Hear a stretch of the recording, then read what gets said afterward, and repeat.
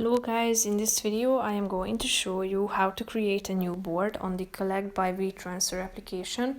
But first I just want to mention, don't forget to subscribe to my channel because at 10,000 subscribers I am going to show you my whole YouTube revenue statistics and growth strategy, how to make money online. So let's jump into it. First of all, open the application on your phone.